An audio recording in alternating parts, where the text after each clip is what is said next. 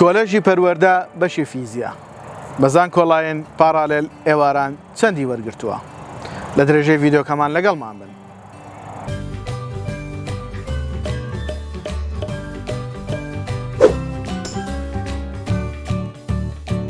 سڵاوتان لێبێ خۆشەویستانی من سرود خورشید فەرمانبەر لە سەرۆکاتی زانکۆی پۆلیتەکنیکی هەولێر ئەندامی لیژنەی ڕایشکاری بۆ پڕکردنەوەی فۆرمی زانکۆڵایەن لە خزمەتی ئێوەی خۆشەویستین بۆ باسکردنی بەشێکی نوێ لە کۆلێژی پەروەردە کە ئەویش بەشی فیزیایە.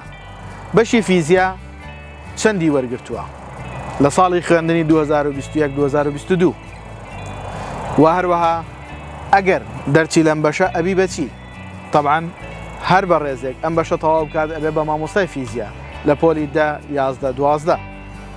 ئەزیزانم ئێمە ئەم کۆنمرانەی کە باسیەکەین هی ساڵی 2021-2022 واتە ساڵی پار بۆچی ئێمە باسی ئەەکەین؟ ئێمە بۆ ئەو باسیەکەین بۆ ئێوەی خۆشەویست ببێ بە بەرچاوڕوونی تاوەکو بتوان لە کاتی هەڵبژاردننی بەشەکان بە شێوازێکی پخت نزیکترین بەش لە دڵخوازی خۆتان هەڵبژێرن.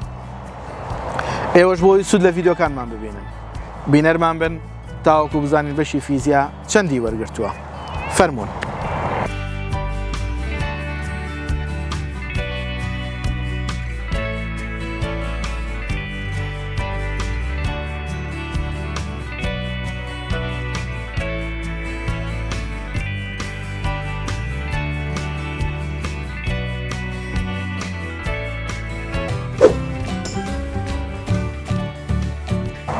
لایک و کۆمنت سەبسکرایبی کەناڵەکەمان لە یاد مەکەن، کەناڵەکەمان بۆ هاوڕێکانتان شێر بکەن بە ئەوانش سوودی لێ ببینن. هیوامان سەرکەوتنتانە. و لێرەشەوە ئەمێ پێتان بڵێم کەناڵەکەی ئێمە بە هەمان ناو و ناونیشان لە ئینستاگرام ئامادەین و لە خزمەتتانین.